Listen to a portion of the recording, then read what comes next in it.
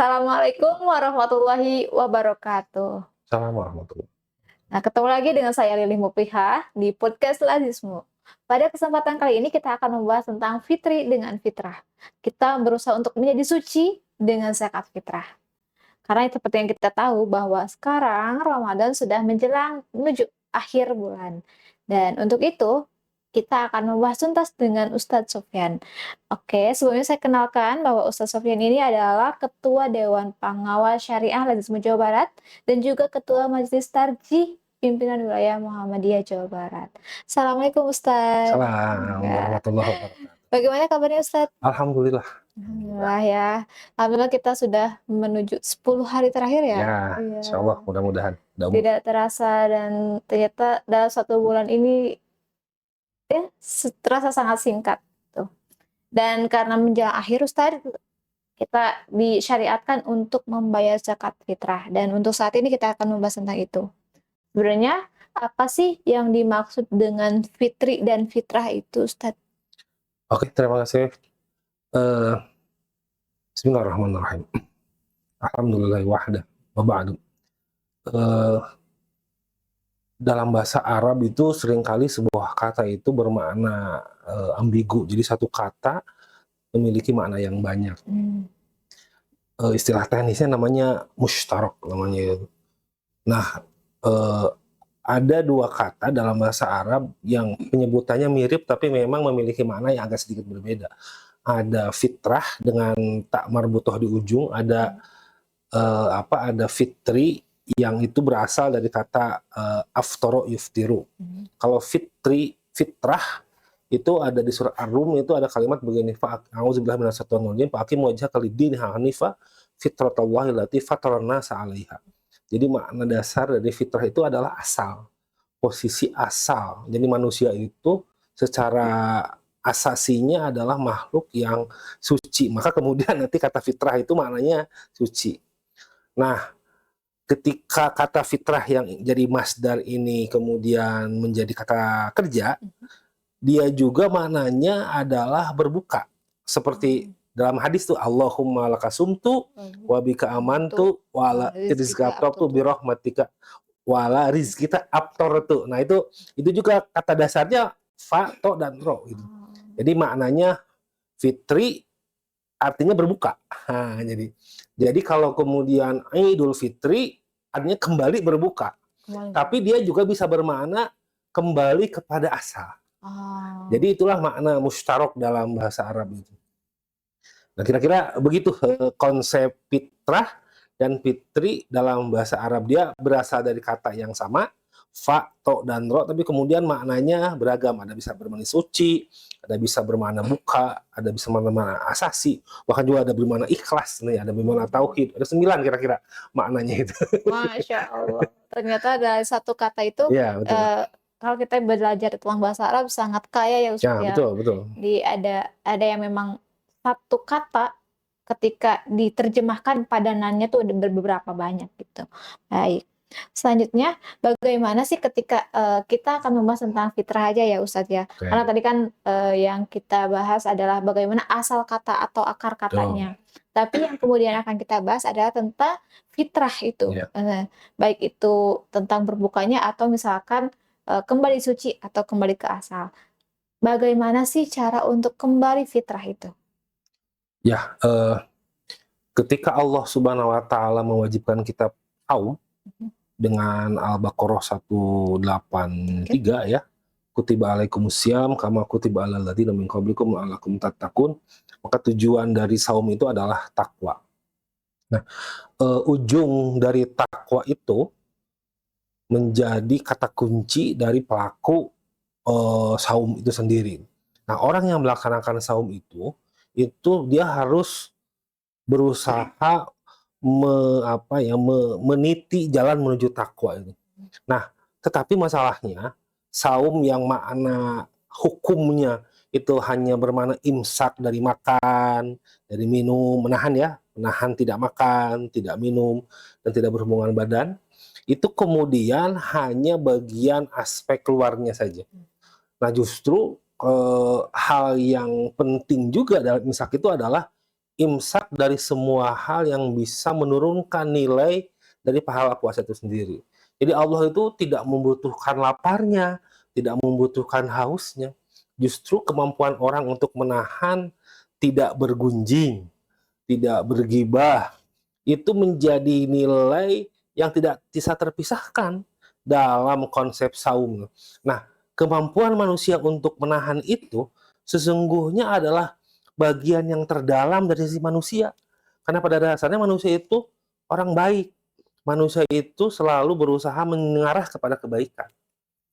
Nah, jadi sesungguhnya ketika kita saum dan menyelesaikan 1 bulan saum, ujungnya itu adalah takun itu adalah menapaki mana asal dari sisi kehidupan manusia yang suci, yang berasal dari Allah dan kembali kepada Allah.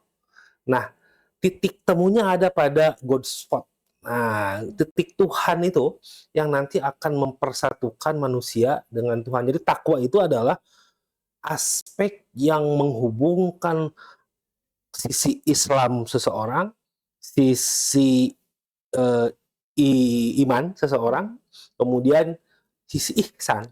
Nah, gabungan dari iman, Islam, dan ihsan itulah sesungguhnya ketakwaan yang kemudian hakikat dari ketakwaan itu adalah kesucian itu sendiri. Nah, itulah yang kemudian diinginkan dari konsep kembali kepada fitrah yang kemudian Allah gambarkan sebagai la'allakum tattaqun. Kira-kira begitu. Baik. Jadi fitrah itu yang dimaksud bagaimana mempertemukan antara iman, Islam, dan juga ihsan. Betul. Baik.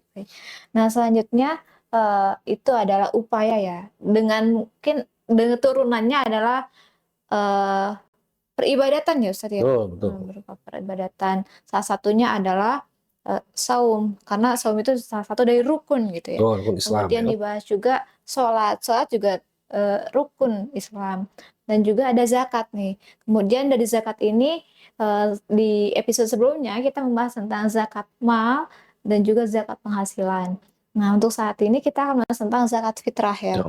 Karena ketika kita membahas tentang fitrah sendiri tadi ada makna kembali ke asal, ada juga mensucikan gitu ya. Gitu. Baik.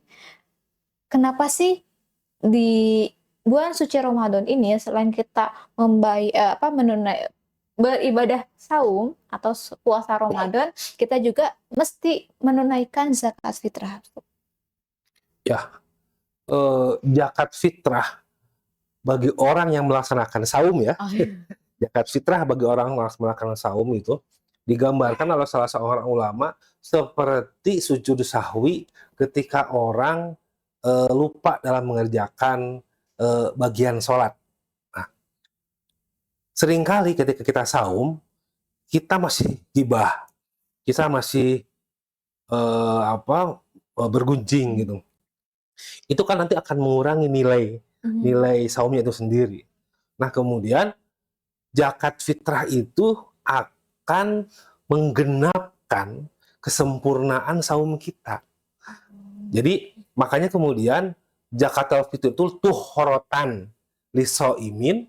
Jadi dampak dari saum itu adalah membersihkan orang yang melaksanakan saum dari kesalahan-kesalahan yang sengaja atau tidak sengaja yang justru akan menurunkan nilai saum. Nah, tapi kemudian ada faktor kedua, tu'matan lil masakin, yaitu memberikan makan atau juga bimana menggembirakan orang-orang yang miskin. Nah, jadi penutup dari saum itu adalah kita sempurna melaksanakan saum. Jika tidak sempurna pun nanti ditutup dengan zakat fitrah itu. Maka zakat itu sangat personal. Rasulullah mengatakan bahwa zakat fitrah itu diwajibkan kepada semua orang, bahkan anak kecil saja harus mengeluarkan zakat. Jadi syarat zakat fitrah itu tidak harus mukallaf. Jadi selama dia adalah hidup, jadi bayi yang sudah lahir dari ibunya sudah melahirkan dan dinyatakan hidup, maka kemudian dia wajib mengeluarkan zakat melalui wali orang tuanya. Jadi untuk menggambarkan bahwa betapa zakat fitrah ini melekat secara individu dan personal. Untuk apa? Nah, bagi orang-orang yang saum itu tuhrotan lisoimin, tapi tentunya Kalau orang-orang yang tadi bayi itu tu'amatan, menggembirakan dan memberi makan kepada orang-orang miskin. Oke. Oh, ternyata ada dua filosofi ya Ustaz ya Ya, dari zakat fitrah ini. Yang pertama, untuk menggenapkan ya, peribadatan saum kita, atau ya dengan kekurangan-kekurangan kita mungkin ada ya hilaf-hilafnya ya Ustaz betul. ya, masih membicarakan orang lain atau misalkan mengumpat dan sebagainya gitu. Maka dengan zakat fitrah ini kemudian disempurnakan ibadah saumnya. Kemudian yang kedua itu ada menggembirakan orang miskin. Oke. Nah, karena ini juga melekat dengan setiap jiwa ya. Betul. Setiap jiwa yang pada saat itu menyatakan dirinya sebagai seorang muslim, dan kalau misalkan keluarga muslim itu memiliki anak juga itu mesti dikeluarkan zakatnya. Betul. Oke, selanjutnya karena ada tumatan lil masakin, Ustadz, kepada siapa sih nanti zakat fitrah ini akan disalurkan? Ya. Pada dasarnya zakat fitrah itu disalurkan kepada kelompok yang kemudian memiliki kecenderungan mereka akan meminta-minta. Karena kata Rasulullah, agnuhum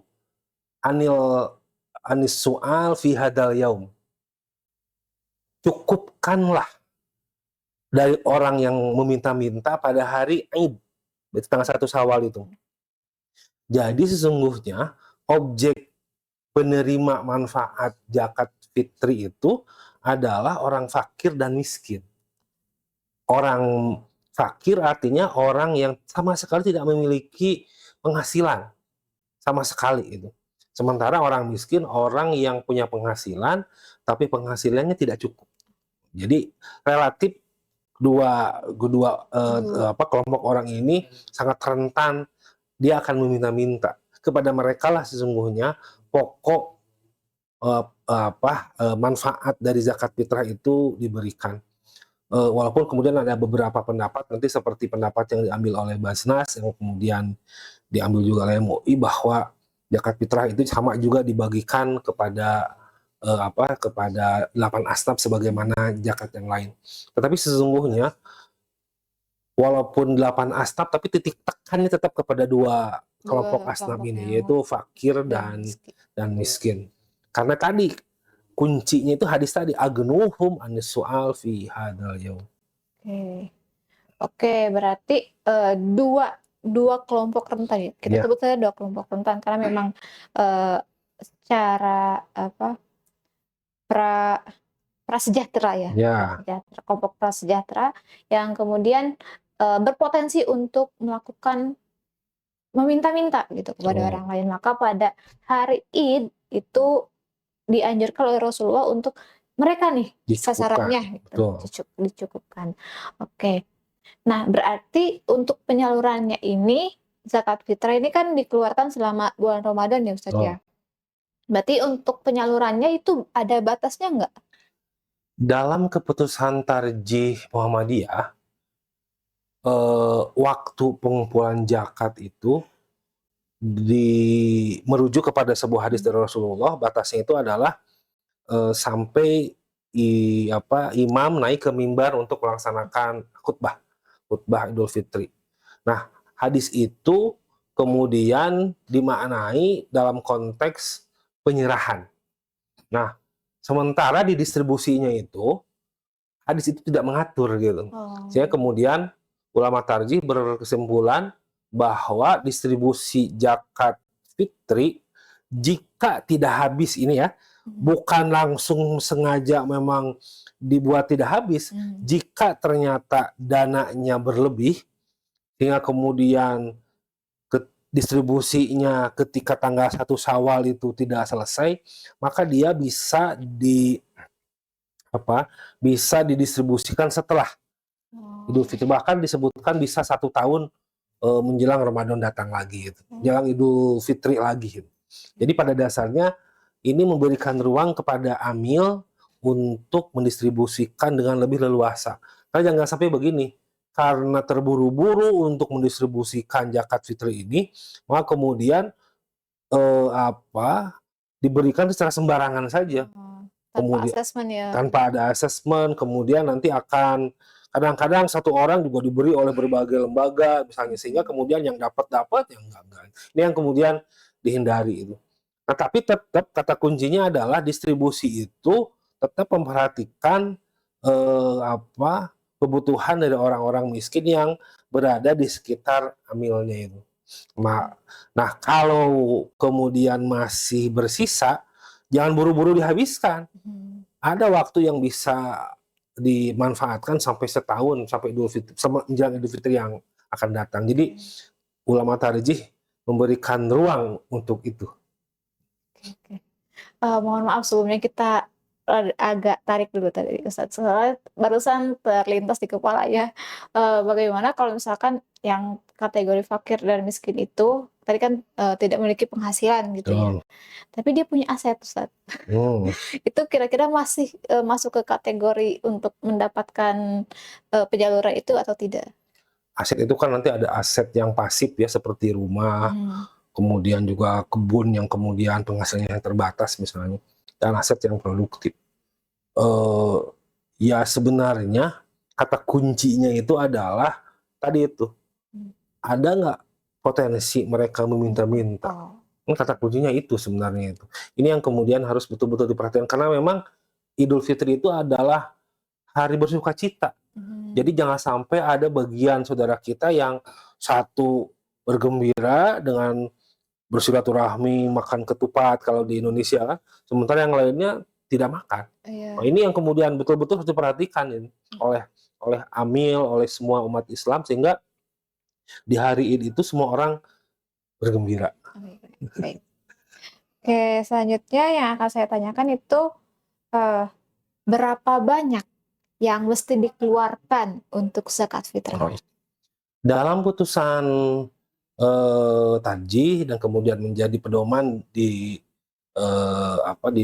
Dewan Pengawas Syariah Lajismu ditetapkan bahwa eh, jumlah yang diberikan dalam zakat fitrah itu adalah 2,5 kilogram.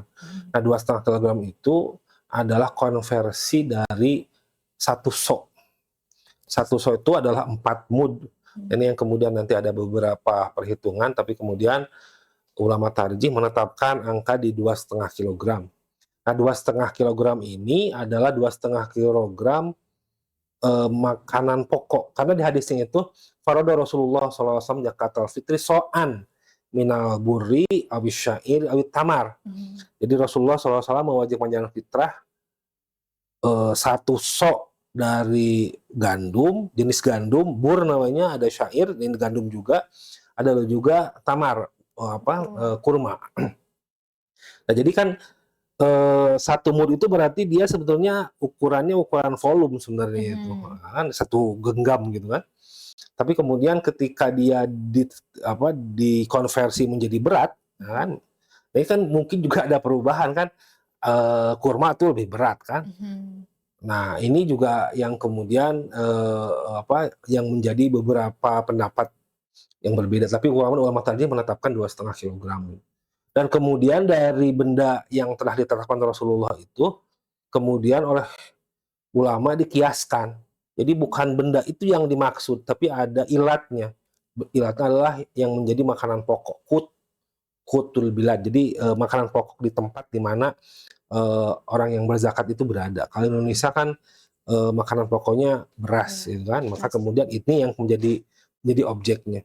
Tapi kemudian konsep agnuhum juga memungkinkan makna lain, yaitu sesuatu yang memberikan kecukupan. Karena kan kebutuhan kita di hari Idul Fitri itu bukan hanya makan saja, harus ada temannya juga. Oh, tidak cukup dengan ketupat kan, tidak cukup dengan beras, harus ada opornya, harus ada macam-macamnya. Kemudian juga harus ada pakaian barunya. Nah, kecukupan seperti juga kemudian memungkinkan supaya bagaimana barang nilai manfaatnya itu lebih liquid. Hanya maka kemudian ulama tadi berpendapat uang akan memberikan dampak yang lebih kuat. Makna cukup itu. Nah, gitu dibanding dengan beras itu. Maka kemudian lajismu dalam hal ini adalah mendorong supaya mengeluarkan zakat itu dalam bentuk yang lebih liquid, yaitu apa?